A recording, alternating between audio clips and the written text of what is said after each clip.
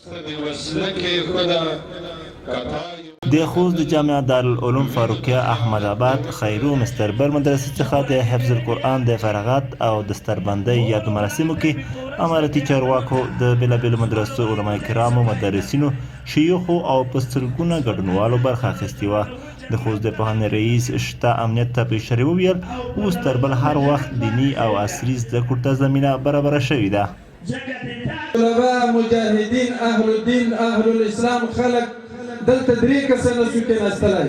اوس په زرګونو مشایخ علماء کرام مرشدین مجاهدین طلبه کرام ټول دلته تشریف فرما دي.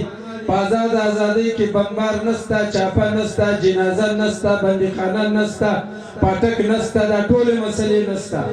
امن و امان ده.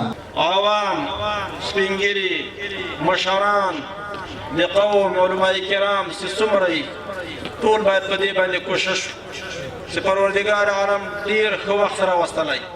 الحمدلله ملک مو خوندي او ملک کوم اسلامي نظام او ملک شرعي نظام امنیت موجود.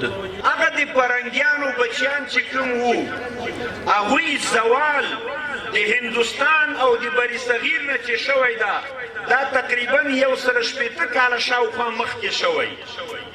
هغلته علماو مدارسو پټو پټو نه راولاړ سول، د انګریز خلاف آواز اوچت کړ او دا خبره یې وکړله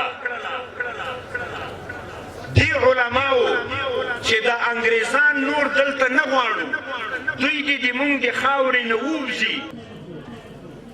د یاد مدرسې مدارس په وینا په یاد مدرسه کې په لسګونه تنه د حفظ په برخه کې په زده کړو بوخت دي. تمه ده چې په راتلونکي کې به د طالب علمانو شمیره زیاته شي. موږ په دې مدرسه کې تقریبا د اولنۍ جلسه ده.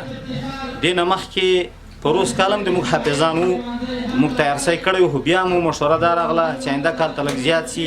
نو 8 کسه فارغین دي او د حفظ والا 8 کسه قاریان دي او کوم 2 حافظان چې استادان دي هغو سره تقریبا 90 کسان په حفظ کې اوس مشغول دي او انشاءالله آینده کال ته امید ده چې 60 یا 25 کسو ته قاریان ورسیږي. او دا مدرسه تقریبا 250 طالبان لري. ټول د مدرسې خرچه لنګر دا موږ د مدرسې له طرف ورکو. حتی چې په ځینو مدرسو کې نورو مدرسو کې عام معمول دا ده چې هغه طالبانو ته لکه ګیسونو د چی ترتیب نه وي، په دې مدرسه کې د ګیسو د چی ترتیب او د لنګر ترتیب دا ټول انشاءالله عیار ده د مدرسې له طرف ورکول کېږي. موږ درسونه ویلي دي، ډېر خوشحاله یو چې نن خدای پاک دومره ښایسته جلسه په موږ راوسته، ښایسته درسونه مو ویلي. آینده کې د نورو درسونه وایو انشاءالله. څو ته الحمدلله ډېر خوشحاله یو، استادانو نه مدرسې محتمم نه ټول نه موږ سره پوره کوشش کړی. الحمدلله ډېر خوشحاله یو، نن مبارکه ورځ ده او موږ ته خلاصېږو الحمدلله. په یاده مدرسه کې د مهال تر 100 زیات کسان د حفظ القرآن په برخه کې په زده کړو بوخت دي. شاوخوا 2 کاله کېږي چې اړونده ودانۍ په یوه پراخ انګړ کې ورته رغول شوې ده چې په دې سره به راتلونکي کې د سیمې ګڼ شمېر ماشومانو او ځوانانو ته د دیني زده کړو په برخه کې زمینه برابره شي.